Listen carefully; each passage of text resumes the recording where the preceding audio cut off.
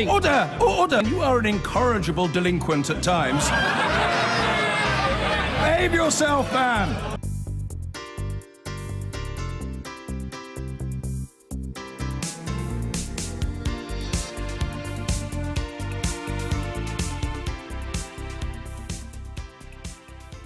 The catalogue of problems which led to Grenfell Tower being engulfed in flames has been revealed at the official start of the public inquiry into the disaster. The hearing was presented with a series of expert reports. One of them said that the fire brigade's policy of telling people to stay in their homes had effectively failed. Another said the tower's cladding system didn't meet building regulations and was incorrectly installed. 72 people died as a result of the blaze in West London nearly a year ago. Lucy Manning's report contains images from the night which were shown at the inquiry today. You may find some of them distressing.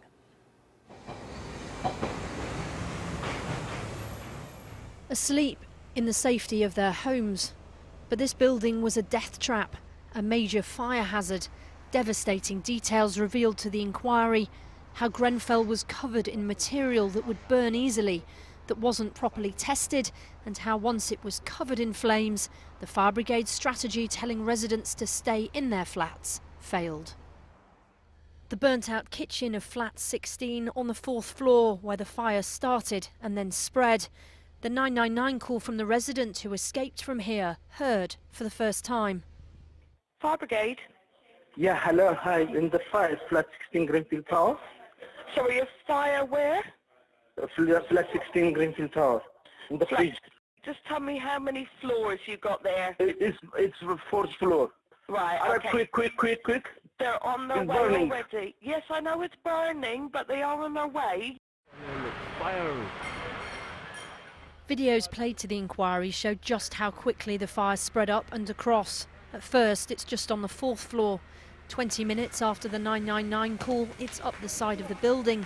My yard, that's my yard. It's in my yard.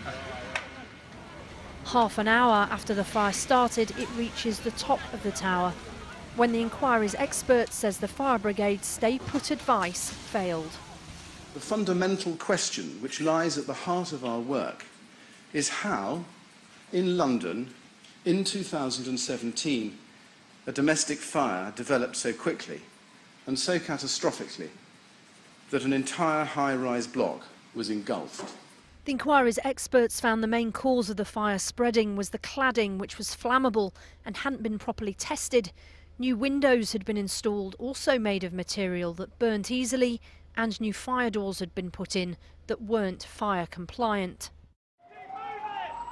The bereaved have told the inquiry many more would have survived if the fire brigade hadn't told families to stay in their flats for so long.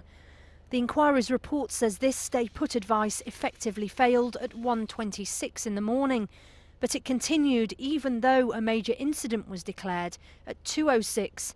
The advice to stay put was eventually dropped at 2:47, nearly 2 hours into the fire. It's clear to see at 1:14 a.m. that the building is done. It's clearly spreading fast. The fire is uncontrollable. People need to get out. We have to ask a tough question. Why was it that the stay-put policy was not changed? 71 people didn't make it out, and the inquiry says it will need to examine whether the failure to change that advice made all the difference between life and death. Lucy Manning, BBC News. London Fire Brigade's Commissioner Danny Cotton told the inquiry she'd never witnessed anything like the Grenfell Tower fire. It was alien to anything she had ever seen. The tower itself had only been refurbished a year before. Daniela Relf looks at why and how the fire spread so quickly. The concrete Grenfell Tower as it was built in the early 1970s. But after a refurbishment finished in 2016, the building was wrapped in cladding. An expert report presented to the inquiry today said the cladding did not comply with building or fire regulations. Tests showed just how quickly it caught fire. The cladding was insulation covered by an exterior rain shield. The makers of that shield say those doing the refurbishment should have known it wasn't fire resistant. They accept that this product was not of limited combustibility for the purposes of the building regulations. And their position is that this should have been obvious to any construction professional. But the report author says no one noticed the dangers. Dr. Barbara Lane wrote, "I have found no evidence that any member of the design team or the construction team ascertained the fire performance of the rain screen cladding system materials." As part of the refurbishment, all the windows were also replaced. And the refurbishment effectively moved the new window frames outwards so that they sat no longer flush with the concrete, as they had been, but flush within the new cladding system. It was a fatal decision. The new windows didn't fit properly. There was a gap around the outside. It was covered by combustible UPVC. It helped the fire spread more quickly. These were the new fire doors put onto the flats during the refurbishment, except none of them were installed correctly and contributed to the spread of smoke and fire. In addition, the doors to the stairwell had never been updated. They'd been there since 1972. Communications were also found to have failed. When the decision was finally made to evacuate, there was no way of alerting everyone to the all-out message. Dr. Barbara Lane noted on the issue of evacuation, there is no statutory requirement to provide an automatic detection and alarm system in high-rise residential buildings. It is a list of failings that this inquiry will now examine. They lie at the heart of the Grenfell tragedy. Daniela Ralph, BBC News. Well, let's speak to our special correspondent Lucy Manning, who is at the inquiry. And this inquiry is already raising some very difficult questions for many, including for the emergency services. Well, the fire brigade certainly had a very difficult and traumatic job that night. The problems with the cladding and the fire doors meant that the smoke, the flames were even worse than they had ever tackled before, and the fire lift wasn't working as well. But the decisions they took that night, the decision making and the policies they took, they will be thoroughly examined and looked at. 187 people made it out of the building before they changed the policy, but only 36 got out in the hours after.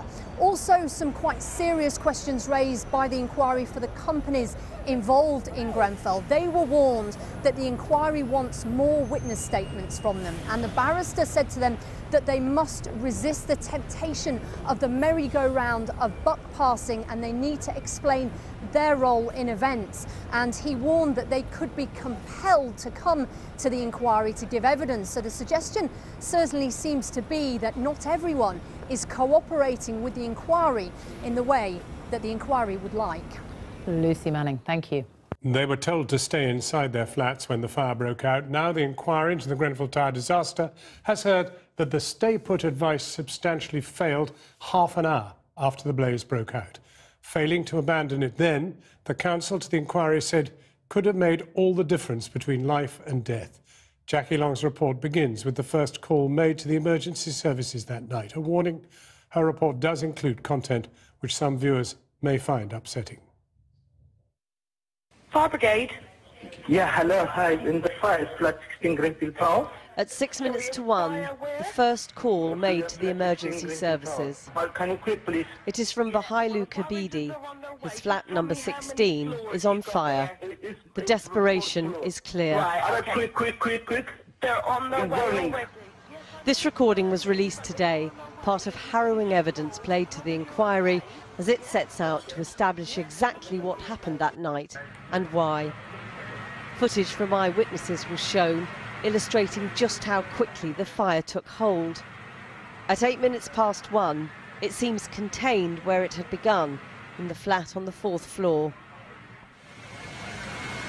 But within minutes, it's raging up the outside of the building.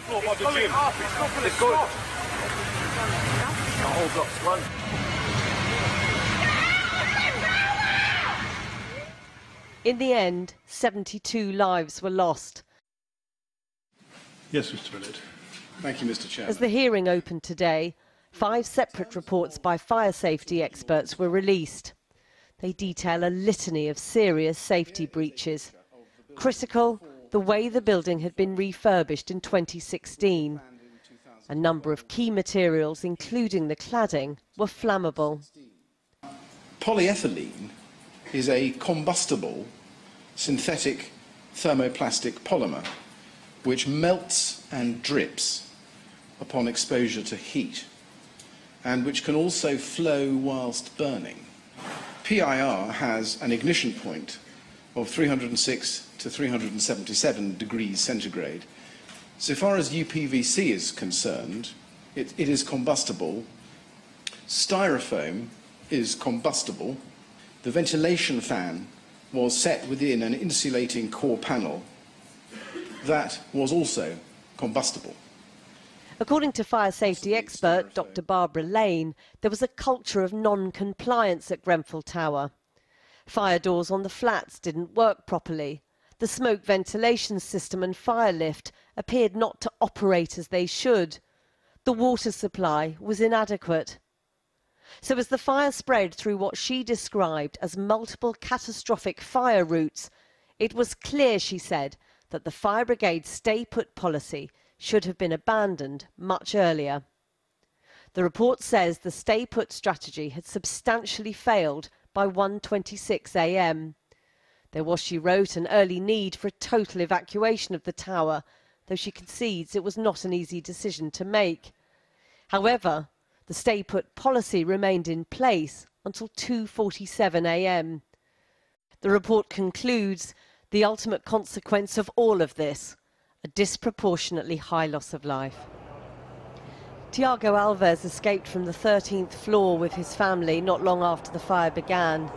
He says today's reports confirmed what he knew already. As soon as people knew that this was going to be what it then became, they should have started evacuating people. At a certain point, once you started to realise that the flames would start gradually creeping up, and by gradually, I say gradually, quite quickly spread up all the way up the tower. At that point, you started to realise that this wasn't about fighting a fire anymore, but saving as many lives as possible.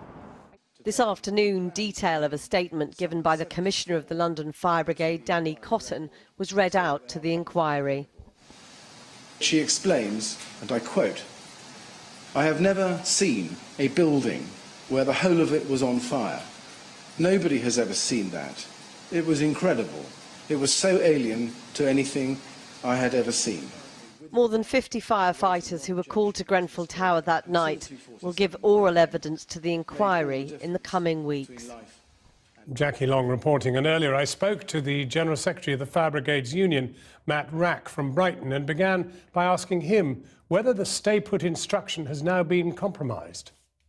Well, we haven't heard all the evidence of the evening. We've seen some reports by specialists into their assessments of the fire, but of course those experts weren't there at the fire. I suppose my perception of what happened that night is people were put into an impossible position. The firefighters from start to finish faced an impossible position because this was a fire that hadn't been planned for, so it was outside everything that anyone had experienced, and people were improvising, or would have had to have improvised. But given that there are these 300 other tall buildings with flats in them in which there is cladding and there is vulnerability, what's the instruction today about stay put for your members? I can't answer that. I don't know what the instruction for our members is. We have raised the issue of how the fire service responds to incidents like Grenfell Tower some months ago. In fact, we wrote to the Prime Minister some months ago stating that the operational response to tower block fires needed to be urgently altered. The London Fire Brigade made improvements in its pre-planned response to tower block fires themselves, but that hasn't necessarily happened elsewhere in the country, and clearly there needs to be a central lead on this. I mean, what are the instructions going to be for your members in the coming months and years possibly before the inquiry reports, when they very clearly will have to change some of what they do? Well, the first thing that we've said is the cladding needs to be removed from all those tower blocks where it is in place currently. If it's flammable cladding, it should be removed. We believe, our view is that the central government should arrange that, central government should fund that, and that needs to be done as quickly as possible. There then should be a serious risk assessment, because that may take some time. needs to be a risk assessment on each building involving the local fire and rescue service, including plans of what needs to happen in the event of a fire, any evacuation policies and so on. Well, one of the dangers is that people picking up information as the inquiry goes on will say to themselves, if there is a fire, I'm not staying, and yet it might yet be in their interest to stay. This is going to be very confusing. And that's why I believe there needs to be a central discussion on this involving central government, fire and rescue services, and the relevant other authorities, local authorities, housing associations and so on, to come up with a sensible and understandable policy to address those concerns. Those concerns are entirely valid. I completely understand those concerns. And is there any sign of that as we speak? Have you been contacted by anybody in terms of having such an investigation? We have not been contacted on such a matter, no. Mac Rack, thank you very much indeed for talking to us. Thank you. In the year since the Grenfell Tower fire, the now obvious failings that led to those 72 deaths have gradually emerged. Today, the full forensic detail was presented to the inquiry as it moved from the hearing about who died to why they did. Relatives were warned to expect that detail to be distressing. According to one expert, the fire brigade's strategy of telling people to stay in their flats effectively failed. The refurbishments to the block rendered it out of date. It wasn't just the cladding that was at fault, but new windows and old fire doors too. Go, go! It was a plea heard so many times that awful night, get out of the tower. But many chose to ignore it because the instruction from the fire brigade was to stay put. Advice exposed as fatally flawed today.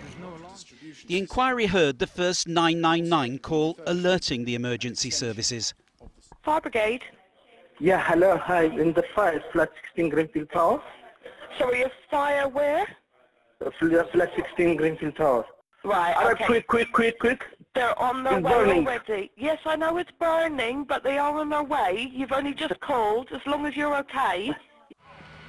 Bihelu Kadebi was reporting a solitary fire in flat 16 on the 4th floor where he lived.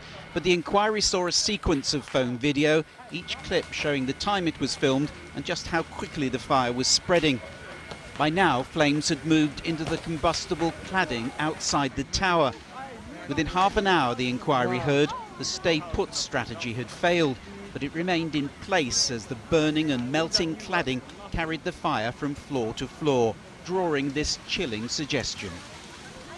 It may be that the formal maintenance of that advice until 2:47 a.m. made all the difference between life and death. The inquiry heard the primary cause of the spread of the fire was the highly combustible cladding. There were also multiple instances of non-compliance with fire regulations at the tower. But the initial advice for residents to stay in their flats effectively failed because it didn't take into account the flammable material added to the tower in its refurbishment. Barbara Lane, one of the inquiry's leading experts, says she has found no evidence that the fire brigade was aware that the addition of combustible cladding and other materials had greatly increased the fire risk. That heightened risk meant that staying put was the wrong advice, she said in her initial report, and then pointedly asked why it took until 2:47, 41 minutes after the fire was declared a major incident, for the advice to be withdrawn. And it is that delay that is upsetting survivors' groups. Devastated. That is, when you actually sit down and think about it, people's lives could have been saved. And it just goes back to everything that we've been saying from day one, that Grenfell was totally avoidable. The firefighters were undoubtedly the heroes of this tragedy, and no one is disputing that. But over the months ahead, the inquiry will focus on the uncomfortable question: could more of these 72 people have been saved if those heroes had been better led? Paul Davis, News at 10. Well, reports from 5 experts were presented to the inquiry this morning. They run to thousands of pages and cover the cause and spread of the fire and the fire prevention measures in the block. They list one failure after another in design, building, maintenance and supervision, but also why that advice from the fire service went so horribly wrong. Our science editor Tom Clark has this analysis of the most significant findings. The strategy to stay put during a high-rise fire is based on years of collective experience keeping people safe while firefighters tackle a blaze. But at Grenfell Tower, one of today's reports concludes there was a total failure of the principles of stay put. Well, the stay put policy was solid and is solid unless the building is compromised in the way that Grenfell was. The stay put policy has now been withdrawn for buildings where there are doubts about the fire prevention, the fire precaution recommendations and existing conditions on those buildings. The cardinal principle of stay put is that a fire is contained, but today's reports revealed that it had already escaped from the flat where it started before firefighters had even arrived. The first 999 call was made just before 1 a.m. The advice, stay put and wait to be rescued. But just 20 minutes later, the strategy was failing as fire spread. As smoke filled the stairway, evacuations were slowing. Just after 2 a.m, the fire brigade declared a major incident. But it wasn't for another 41 minutes that the stay put strategy was abandoned. Today's reports go on to explain why fire containment was lost almost immediately. It burned around the new windows of the tower. These images from the report show how windows that should have been fire resistant allowed the fire to escape into the cladding system outside. After the plastic frames melted, they exposed a gap seen in the centre of this picture containing no fire barrier at all. Now, when you've got a window coming through, it penetrates that gap. So unless the window is very much able to resist fire, then the outside of the window frame is going to let the fire get into that gap where it can spread all the way up and the fire brigade can squirt water at the outside and it won't do any good. Once inside the cladding system, the fire spread uncontrollably. Today's reports find the cladding was substantially to blame for the fire. Plastic inside the aluminium coated panels was the fuel for the blaze, driving it up. Man, you see that? It's one off. And raining it down the building. And as the fire spread from the outside, critical systems were failing inside too. In this police video from after the fire, you can see black smoke had filled the stairwell and corridors. The reports show smoke was spreading within 30 minutes of the fire starting. This left people either unable to flee or facing toxic fumes if they did. The reports point clearly to problems with fire doors and fire seals. What you've got to think of with a fire door is it's a system of components that all works hand in hand. If I've got one of those components which is wrong or incorrectly fitted or not maintained properly, that becomes my weakest link. The inquiry will rightly focus on failures of the stay put policy, but it would never have been tested if the design, construction and inspection of Grenfell Tower had made it fire safe. Tom, with so many different aspects that went wrong, is there a danger here that it won't be precisely clear where the blame lies in the end? I think what these are 5 highly technical reports. I think what they already indicate is there is no one individual, there's no one individual institution that will probably come out of this as being solely responsible. You know, the cladding system was clearly grossly flawed, but that points to problems with the architectural design, the construction, the marketing of the materials that were used. The building regulations that are supposed to allow a building that has to be fire resistant, this one clearly wasn't. A review of those too also points now to big questions for those leading decision making within the fire service about that stay put policy. That the inquiry is going to have to look into that in great detail as well. And we should say too that there is a parallel to this, a criminal investigation by the Met. That's absolutely right. So while the judge-led inquiry is looking at all these technical aspects, there are 250 investigators working on a criminal investigation. They've got documentation from 60 businesses, I think, associated with this entire project that they're still sifting through. I think one of the questions for the families who are going to want to look for answers for people who are to blame, how are these inquiries going to work with each other? There is overlap between their two functions. Can a judge-led inquiry call witnesses before legal proceedings have been brought against them? Is that going to confuse and complicate the situation? Is it going to cause delays to the procedure? I think that's something we're going to see as this inquiry and parallel criminal investigation carries on. OK, Tom, thank you very much indeed for that. As the Grenfell Inquiry gets into analysis of what happened and what went wrong on that fateful night almost a year ago, it's going to be difficult to comprehend how so many tragic errors could be made. Today, we had 5 expert reports on different aspects of the fire, with the message that the cladding fueled it and was incorrectly installed, the lifts failed to work effectively, the doors to the flats were non-compliant, the smoke control system didn't operate correctly, and new windows had flammable surrounds that helped spread the fire. On top of all that, the stay put advice to residents during the fire was clearly inappropriate more than an hour before it was eventually discarded. An anatomy of this disaster will perhaps have to explain not just each problem, but why so many could have occurred together. Well, here's Chris Cook, and his report does contain pictures of the fire spreading and some of its aftermath. Fire brigade. Yeah, hello, hi, in the fire, flat 16 Grenfell Tower. Sorry, a fire where? It's 6 minutes to 1 in the morning, on the 14th of June last year. This is the first report of what we now know of as the Grenfell Tower fire. Yeah, but can you quick, please? The fundamental question which lies at the heart of our work is how, in London, in 2017, a domestic fire developed so quickly and so catastrophically that an entire high-rise block was engulfed. Today, a series of preliminary expert witness reports were published, and their research included this video, which confirms the astounding vertical speed of the fire. Here is an image from roughly 10 minutes after that first phone call. Now here, 10 minutes after that. All that new work for nothing. Here's another 10 minutes more. And another 10 minutes after that. Look at that people, man. The renovation of Grenfell, which was completed in 2016 and included adding new exterior cladding to the building, is key to this disaster.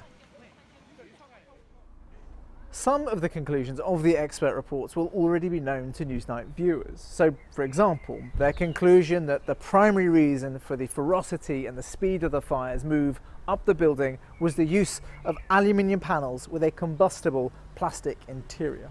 But there were new things that we learned today that explain how it was that a small kitchen fire became such a catastrophe. One of those things was the importance of the so-called crown, an architectural feature up here on the roof. It appears that the fire spread through the cladding to the top of the building where it ignited this crown. Then the fire spread horizontally within it, and flaming droplets and debris from this fire in the crown then fell back down into the cladding, igniting new fires lower down in the building. This is part of how the fire was able to move across the face of the building. Over the past year, we've spent a lot of time talking about the building regulations and the many complicated but legal ways that you could get combustible cladding installed on the exterior of a tall building. We didn't know, though, which of those legal routes they'd used at Grenfell, and the answer we learned today was shockingly simple. It was none of them. Dr. Barbara Lane's report said, I have found no evidence yet that any member of the design team or the construction team ascertained the fire performance of the rain screen cladding system materials, nor understood how the assembly performed in fire. I have found no evidence that the building control was either informed or understood how the assembly would perform in a fire. It may be that Grenfell was simply waved through on the nod.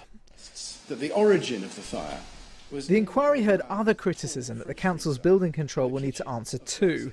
The fire breaks, which are designed to contain a fire in the cladding, weren't installed properly. Inside the building, there were fundamental flaws in the window design, which made the building more vulnerable, and problems with things as simple as fire doors. The fire brigade also has important questions to answer.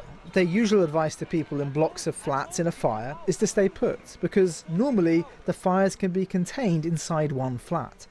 Representatives of survivors have asked why the policy was not dropped immediately when it became clear that the fire was spreading from flat to flat. And Dr. Lane, one of the inquiry's experts, said, At present, I am unclear about the basis for delaying the formal end of the stay put strategy between 1:40 a.m. and 2:47 a.m. This is all preliminary work for the inquiry, and we'll hear replies from criticised parties later this week. After today, though, some of them face some very pointed questions. Chris Cook there. Well, I'm joined from Brighton by Matt Rack, the General Secretary of the Fire Brigades Union. He's restricted in what he can say on some subjects, as he has seen evidence which isn't in the public domain yet. Good evening to you, Matt. I wonder what your reaction to what we heard today was, what we saw published today. Well, I think it confirms what many of us suspected, that there's a whole series of failings in terms of fire safety in that building. So a building that was built in 1974 and at the time would have been a fire safe building. The architects who designed it, the people who built it, would have been thinking about fire safety as they put that building up. And as your reports explain, to contain fires to a flat of origin, which then is the basis of firefighting policies and leads on to issues like the stay put issue. But that in this case, so many things went wrong. The fire lift didn't work, windows had been fitted incorrectly, the smoke extraction system didn't work, fire doors had been altered, and then of course the most alarming factor, the fact that the building was wrapped in flammable cladding. That's simply shocking. Those are the factors that led to the fire spread on that scale. Have you got a theory as to how so many things could go wrong? I mean, one might have expected there to be something wrong, or someone's put the wrong cladding on even, but that so much could have gone wrong. Does it exhibit a kind of complacency with the fire risk in tall buildings? I think complacency is the appropriate word. We have been pointing to some of that for some considerable time. I've been at public meetings where residents of council estates have been advised by local politicians that fires don't really happen in buildings like that anymore. So there is complacency, and I think where our concerns about the inquiry lie are whether it's really going to get to grips with how what our policy decisions were made that in our view have deregulated and fragmented the safety regime that existed in Britain in the past. Now we have to talk about the stay put policy, because clearly it was inappropriate. The finding is something inappropriate after about 1:26, half an hour after that initial phone call. The fire by that stage had reached 23 floors, up to the 23rd floor. Is it your view that on the night the forces there were flexible enough in their outlook to say, although the rule is stay put, we need to change that rule tonight? Well, we have Barbara Lane's reports. What we haven't had is other evidence of what happened that night, and I'm very keen, I've made it clear publicly, we will not prejudge that. Nobody in the fire service is running away from facing any of the difficult issues and questions that need to be asked and addressed, and clearly they do. But we don't yet have the evidence of those who attended and tried to fight that fire that night. And I suppose the implication seems to come across in some of the reporting that firefighters were sat back in some way. Firefighters were risking their lives that night, going up very high into that building to save lives. They were removing people from that building throughout the early stages of that fire. I don't think anyone's implying that the firefighters were standing back. No, it's whether they were sticking too rigidly to what was the rule that was drilled into everybody, which is, you know, contained fires is what we do, and people and somehow didn't improvise enough on the night when they saw, and maybe weren't taught to improvise enough when they saw that this fire was obviously not contained. Well, those are questions that I do think need to be addressed. I'm not sure we can really answer them at the present time, but firefighters were removing large numbers of people from the building. And I suppose one question, a hypothetical question at this stage is, if a call is made to an emergency fire control where people say, I've opened my front door and the place is full of thick black smoke, what should I do? Then probably the safest advice is to shut your front door.